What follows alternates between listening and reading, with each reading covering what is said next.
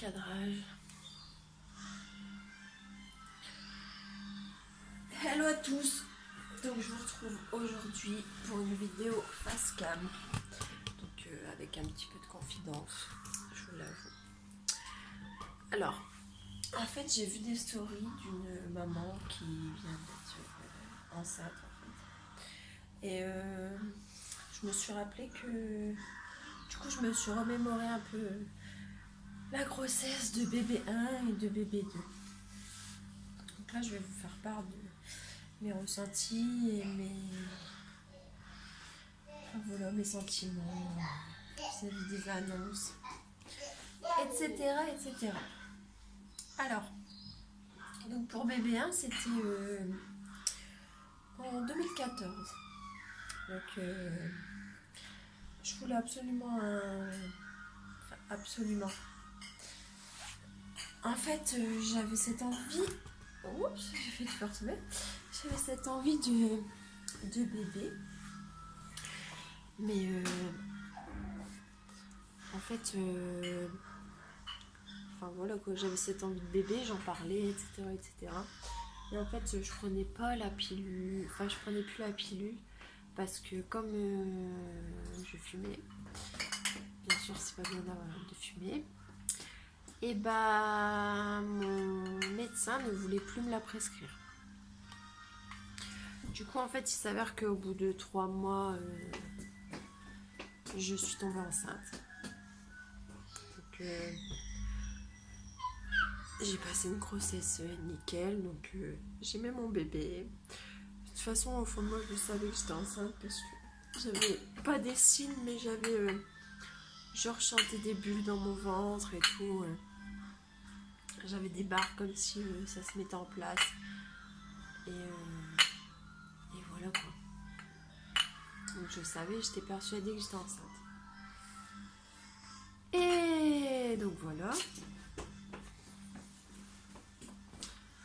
Donc la grossesse s'est hyper bien passée. J'ai déménagé à Dunkerque. Donc avant j'habitais un petit village à Zeebrugge. Et suite à ça, donc faut savoir qu'on n'avait pas de logement fixe en fait. C'est-à-dire que on vivait un petit peu à droite à gauche. Et enfin, pour notre enfant, il fallait qu'on trouve un logement. Donc en fait, on s'est démené, on a cherché et tout. Et on a trouvé un petit studio à 1 mois du terme en fait. Donc voilà, donc en fait, du coup on a déménagé le 8 mai à Dunkerque. Donc j'ai fait le déménagement avec, dans notre petit studio avec mon compagnon, etc. Et donc j'ai dû porter, j'ai dû faire 2 étages, j'ai dû porter des clics-clacs, des machins, des trucs, des bidules. Je me suis dit mais pourvu qu'elle n'arrive pas aujourd'hui, parce qu'un mois avant le terme, il faut arrêter de faire tout ça quoi.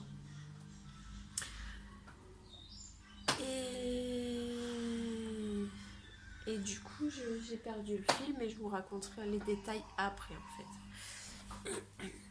Et du coup, bah voilà, je suis arrivée à Dunkerque. Donc, pendant la grossesse, donc, la première échographie de datation. Donc, tout va bien. Là, je me rapproche. Faut dire qu'en fait, dans ma famille, j'ai une maladie génétique dont je n'avais pas fait de test. Donc c'est transmissible. Regardez la pas trop, elle fait des bêtises. Donc c'est transmissible. Et donc j'ai dû faire des tests pour savoir si moi j'étais conductrice ou pas de cette maladie. Donc cette maladie c'est l'hémophilie. Donc il y en a qui connaissent, mais elle est très très peu connue même par les praticiens parce que sur Dunkerque c'est pas leur spécialité. À Lille elle est très connue. En fait, c'est une maladie qui touche les facteurs de coagulation. Donc, qui dit facteur 8, appelé facteur 8. Donc, en fait,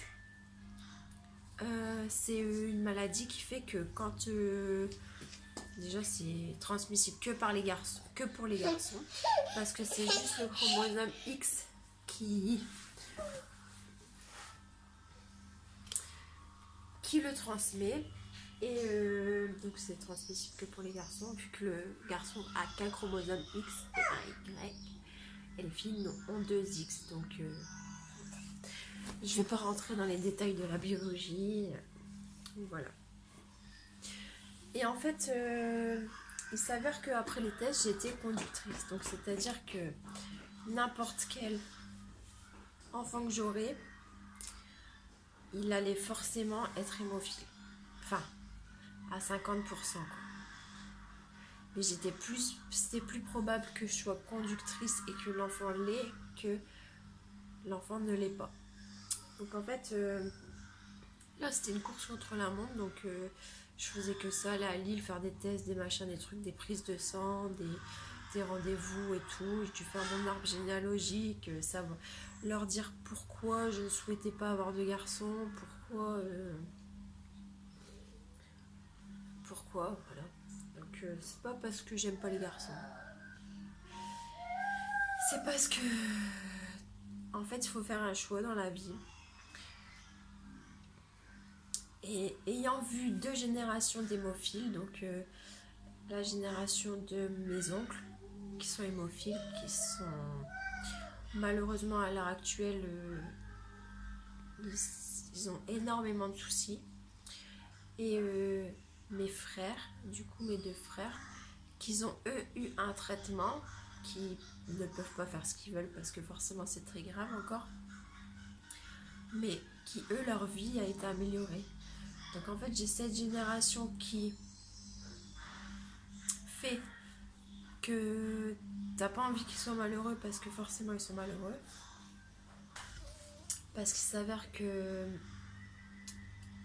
je peux pas rentrer dans les détails, qu'un de mes oncles est en fauteuil roulant, qui ne peut pas se déplacer sans béquille. Et ça c'est ce qui engendre la maladie, des complications parfois. Un simple coup, ne serait-ce qu'un mini coup qui se cogne sans faire exprès, nous on a un petit bleu. Mais eux, ça va forcément être multiplié, qui peut peut-être engendrer une hémorragie et qui peut devenir du coup très très grave.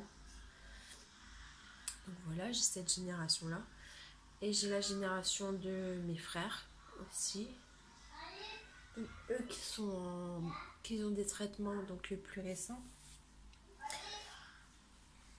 Au nom de prophylaxie. Prophylaxie, c'est des injections de facteurs 2 fois par semaine à haute dose. Donc c'est toutes les semaines, c'est comme ça. 2 fois par semaine, ils sont obligés de faire une injection de facteurs.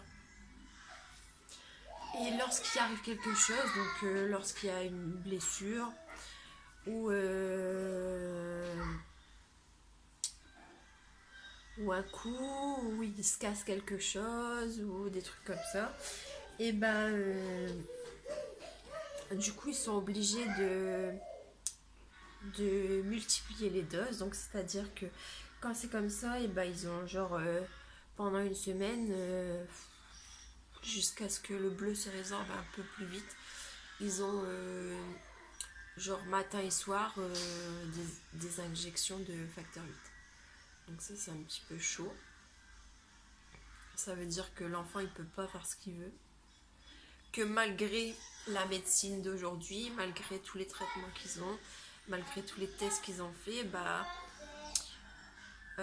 avoir un garçon et une maladie comme ça, ça engendre que l'enfant ne pourra pas faire ce qu'il veut, ne pourra pas faire sport de contact, le sport en général déconseillé pour eux, le vélo normalement ils peuvent pas en faire, ou en faisant très très attention, le roller, le machin, le truc, le bidule, enfin ils peuvent quasiment rien faire, au risque de se cogner et d'engendrer des choses plus graves derrière en fait.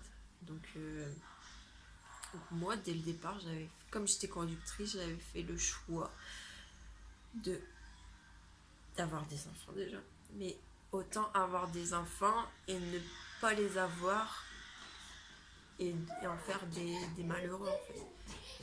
Parce qu'un enfant c'est bien, il peut faire ce qu'il veut. Vous voyez, les enfants maintenant ils bougent, ils font des bêtises, ils font beaucoup de bêtises, ils font tout ce qu'ils veulent un peu. Mais le truc c'est que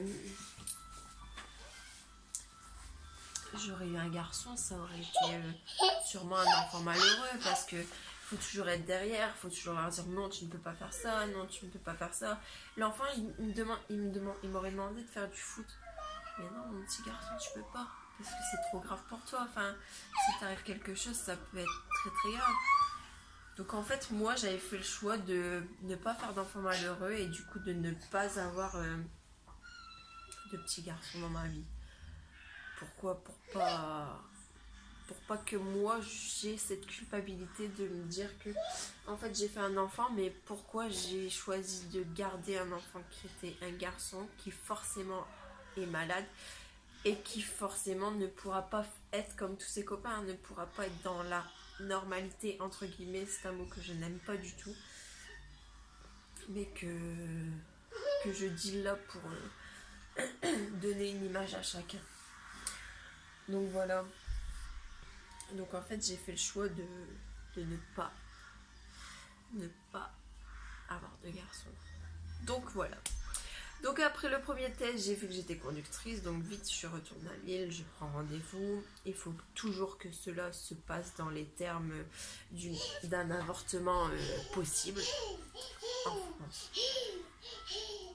Donc à environ 10 semaines, là où les hormones commencent à se multiplier en masse, et où on peut déterminer s'il y a de l'hormone masculine ou pas dans notre corps, et bah ils m'ont fait une prise de sang. Une prise de sang qui est partie au laboratoire directement à Paris, chez des grands laboratoires, des grands spécialistes, etc. Et tu peux pas faire ça. Et donc il s'avère qu'une semaine après que j'ai fait cette prise de sang, donc la personne de Lille qui me suivait a eu les résultats et m'a appelé. Donc j'ai su que c'était une petite fille, donc à 10 semaines d'aménorrhée à peu près. Donc j'ai su que c'était une petite fille. Heureusement pour moi. Donc voilà, donc la grossesse s'est bien passée. Donc forcément j'ai pleuré quand on me l'a annoncé, parce que les hormones font que... Et puis...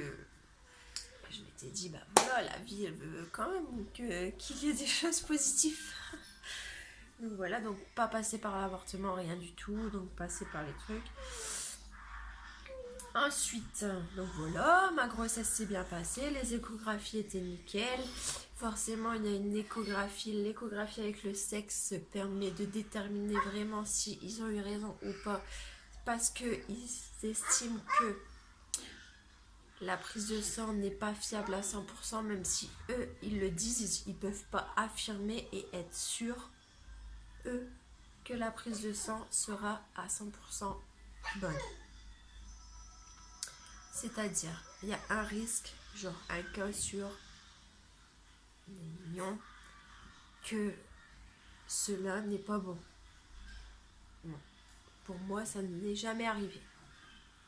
J'avais que des hormones féminines en moi. J'avais les seins qui grossissaient de fou. Enfin voilà, j'avais vraiment double dose d'hormones quand même. Ça se voyait et j'étais déterminée. Enfin, je savais quoi. Donc voilà. Donc voilà, on déménage et on arrive à Dunkerque. Donc je fais mon truc, je fais ma dernière échographie et tout. Je prends rendez-vous à Dunkerque parce qu'il fallait que je prenne rendez-vous.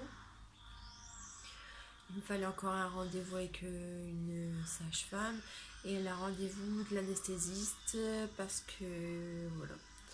Donc à Dunkerque, il montre l'aiguille d'anesthésie, donc de péridurale, donc il la montre. Je vais à mon rendez-vous et tout, donc je dois lui expliquer toutes les étapes par lesquelles je suis passée. Donc risque sûrement à l'accouchement d'avoir des complications. Si complications, savoir comment gérer parce que j'ai ça dans mes gènes, que même si je ne développe pas cette maladie, il peut quand même y avoir des risques que je subisse une hémorragie lors de certaines choses, dont l'accouchement. Donc voilà, mais tout s'est bien passé, tout s'est... Et donc voilà, donc voilà pour ma première grossesse. Donc tout s'est bien passé. Après je vous raconterai ce qui s'est passé pour le petit monstre. Je vais vous le raconter maintenant. Et en fait 2 ans après, Ah, Maëlys! Non, tu peux pas toucher. Je travaillais, puis en fait je ne prenais pas de contraceptif parce qu'en fait il faut dire que je suis très irrégulière dans mes règles. C'est-à-dire que j'ai des saignements quasiment tout le temps. Donc je n'ai pas de répit à ce niveau-là. Donc ceux qui n'ont pas leurs règles, tant mieux. Moi je les ai tout le temps. Mais quand je vous dis tout le temps, il s'avère que des mois où je suis stressée, je peux les avoir 3 fois dans le mois. Donc c'est-à-dire 3 semaines sur 4. Donc voilà, donc je ne sais pas quand est-ce que j'avais des règles, quand est-ce que je n'avais pas de règles. Donc comme j'étais irrégulière comme ça, je me suis dit mais impossible que tu retombes enceinte. Impossible, tu ne sais pas quand est-ce que ça tombe, c'est des règles tout le temps, ça tombe, ce n'est pas des règles, ça tombe, enfin voilà, ça tombe, tu n'as même pas de cycle en fait, tout est irrégulier. Donc en fait, je prenais pas de contraceptif. Et puis un jour, une semaine passe. J'avais l'impression d'avoir fait une chirurgie mammaire, quoi. 2 semaines passent, 3 semaines, et puis là, au bout de la 3e semaine, je me dis, mais merde, quoi, Caroline va faire une prise de sang. Donc là, je m'en vais au planning familial. Je dis pas grand chose avec mon compagnon parce que les trucs comme ça, j'aime pas en partager, j'aime bien gérer moi-même et après aviser. Donc, parce que comme c'était pas dans notre optique et que voilà. Donc voilà, donc je vais faire la prise de sang. Et puis là, le planning familial m'appelle. Mais c'est pas comme si j'étais sûre, mais c'était sûr quoi. Et pourtant, enfin, je n'avais plus de saignement, plus rien du tout, et j'avais les seins qui gonflaient. Enfin, donc, ils m'appellent et ils me disent, bah voilà, bah vous êtes enceinte. Donc là, à cette époque-là, je travaillais et je jouais à CDI, donc j'avais un choix à faire. Donc, avant d'aller faire les tests je suis désolée, mais ça va être cru, mais... Enfin, il y aura des choses que vous allez peut-être pas comprendre dans ce que je dis, parce que... Étant une maman, on peut pas penser à ça. Donc là, je vais penser à... Enfin, je vais vous dire des choses auxquelles j'ai pensé, quoi.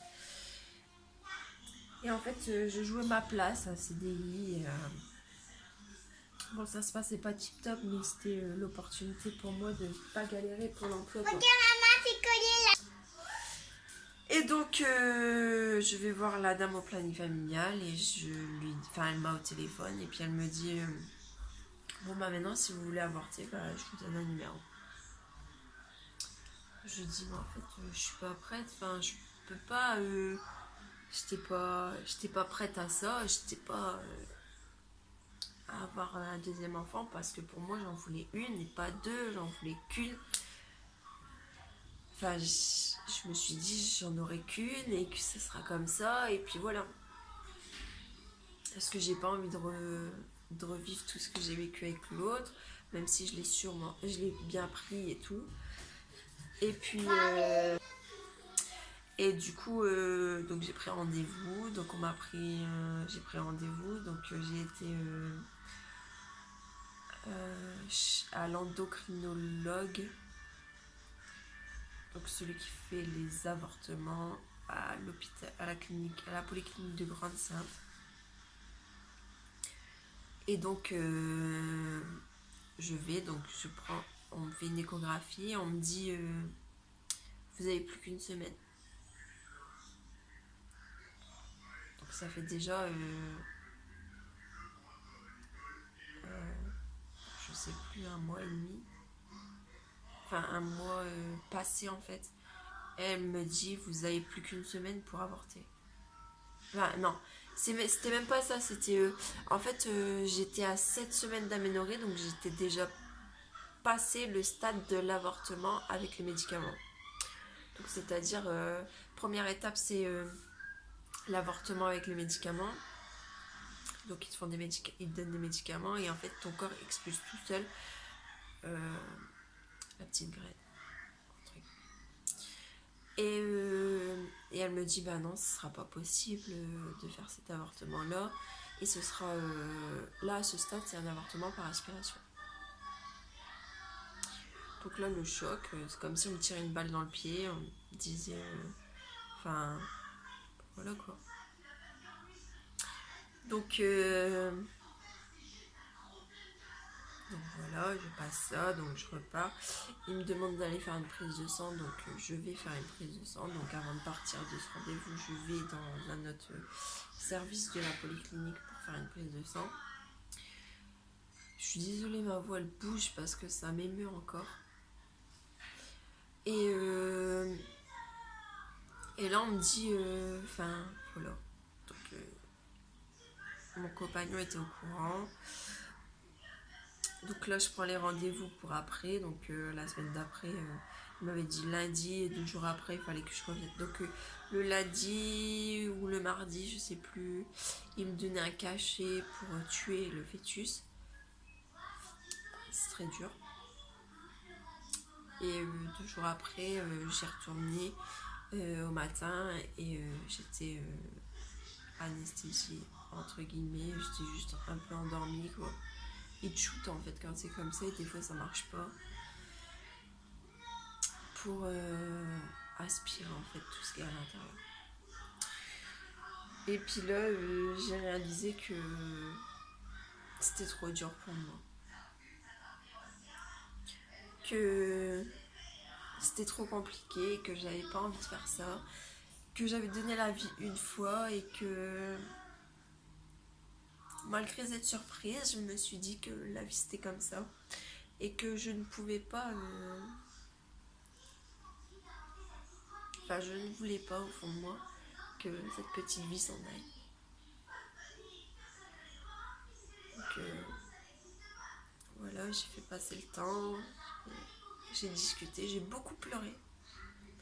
Parce que je me suis sentie coupable, je me suis sentie horrible de faire ça, de penser ça et d'être comme ça en fait. Je me suis dit mais putain t'as déjà une petite fille et là tu veux tuer un enfant qui est en toi en fait, qui est en train de grandir en toi. Donc j'ai tout arrêté. En fait la veille de mon rendez-vous, donc sûrement que c'était le mardi, donc la veille je les appelle et je leur dis oui bonjour c'est madame Attel, ce serait juste pour annuler mon rendez-vous. Donc en fait à ce stade là j'ai décidé que cette petite vie allait être mienne en fait, que j'allais sauver cette petite vie et que j'allais continuer, que la vie est comme ça, et je pense que pour moi elle a été écrite comme ça, que cet enfant je devais l'avoir et que ça tombait comme ça. Et donc voilà. Et du coup donc j'ai continué, donc direct derrière j'ai appelé Lille, donc à Jeanne de Flandre j'ai appelé, donc la personne, j'ai demandé à voir la personne qui m'avait suivi pour ma première, donc je suis allée là-bas, donc je n'avais pas les premiers tests à faire vu que je les avais déjà fait, donc savoir si j'étais conductrice ou pas, donc voilà. Puis ça s'avère que cette grossesse je l'avais acceptée, mais elle s'est pas vraiment passée comme prévu. J'ai eu tout le temps ce sentiment de culpabilité. Je ne sais pas d'où il vient. Sûrement que j'ai voulu éteindre cette vie alors que au final je l'ai gardée, et j'avais ce sentiment de culpabilité d'avoir pensé à ça, d'avoir évoqué cette idée et d'y avoir pensé, d'avoir été presque jusqu'au bout alors que j'y suis pas allée. Et en fait, tout s'est enchaîné. J'ai eu des mots terribles. Des mots terribles. Des mots MAUX. Donc, tous les défauts de la grossesse. Donc, des grosses nausées. Chose que je n'avais pas à la première. Grosses nausées, des remontées acides, mais des remontées acides gastriques x2. Donc j'en avais déjà eu là à la première, mais là ça s'est dédoublé, voire triplé. J'en avais tout le temps, ça me rendait mal. J'étais très fatiguée, extrêmement fatiguée, mais très très fatiguée. J'avais ce sentiment d'accoucher prématurément sans cesse qui tournait dans ma tête. Je sais pas d'où ça vient, j'avais ce sentiment dans ma tête, ça tournait, mais en fait je veux pas que j'ai accouché si tôt, je veux pas qu'elle vienne maintenant. Et en fait j'avais tout le temps mal au ventre et moi je pensais que c'était un signe que ça allait mal se passer. J'avais l'impression que ça poussait tout le temps en bas, alors que à chaque visite je leur demandais aux sages-femmes, il n'y avait jamais rien qui bougeait, mon col ne s'ouvrait pas. Il y a juste le dernier mois, mais le dernier mois c'est extrêmement normal, le col il est ouvert à 1, c'est parce que son corps se modifie. Donc en fait je suis passée par des étapes où j'avais beaucoup de crainte. Beaucoup. Donc d'accoucher prématurément, j'avais l'impression que ça poussait, je voulais pas la perdre, je voulais pas, parce que j'ai su forcément que c'était une fille, donc j'ai 2 filles, ça se voit.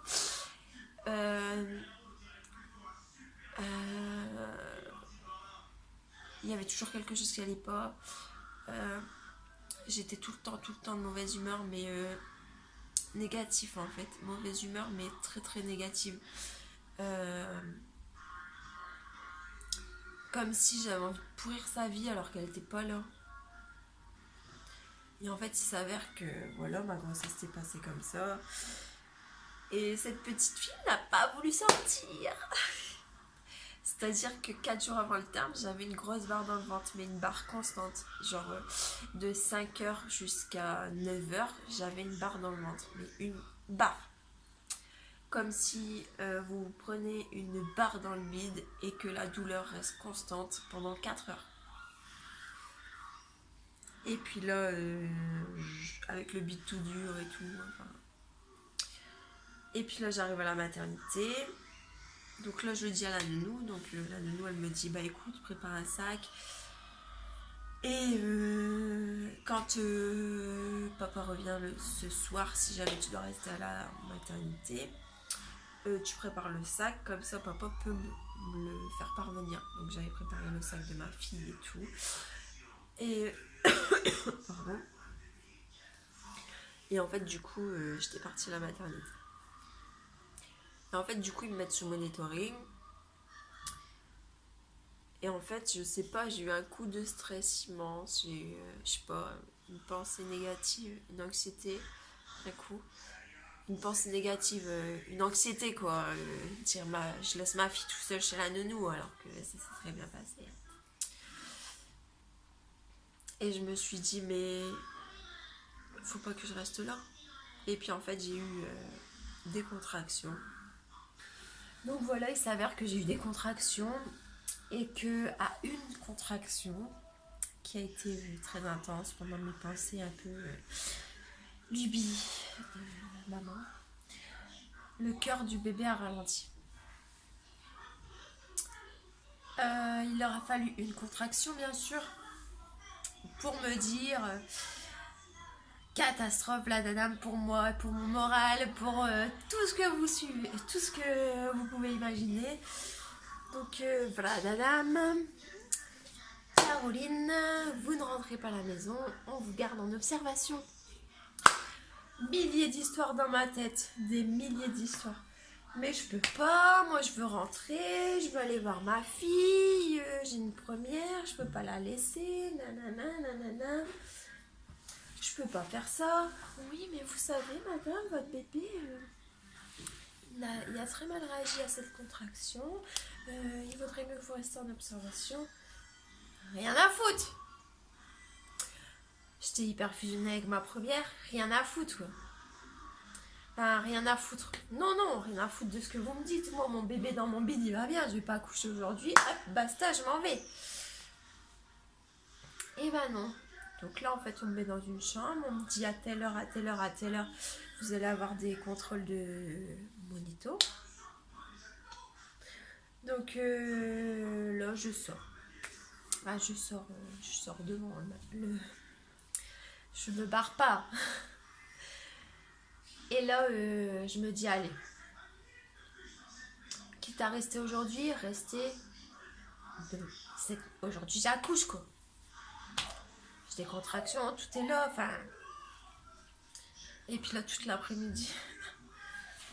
Vous allez me prendre pour une tarée. Il y a 4 étages à la maternité. Bah, toute l'après-midi, j'ai monté et descendu ces 4 étages. Donc j'ai monté, j'ai descendu, j'ai monté, j'ai descendu, j'ai monté, j'ai descendu, j'ai monté. Puis là, après fatiguée, vers 5 heures, quand mon conjoint a eu fini de travailler, donc j'ai arrêté mes conneries. Donc j'ai arrêté de faire ça. Donc je faisais quand même, je montais par les escaliers quand même, mais j'ai arrêté de faire que ça, quoi. Je me suis posée et tout, donc il reste avec moi. J'avais prévu que ma fille dorme chez la nounou, donc il restait avec moi jusqu'à minuit, un truc comme ça. J'avais le seum à mort. Je pensais tout le temps à ma première et tout. Et puis là, pensée négative, quoi. Il s'en va. Et pensée très négative.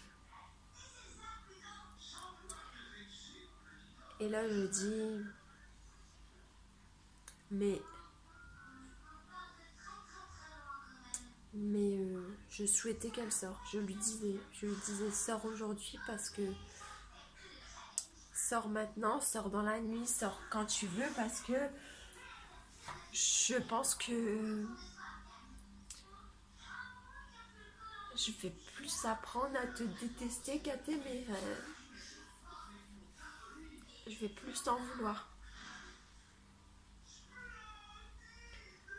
Et cette pensée m'a plongée dans un truc très très bizarre parce que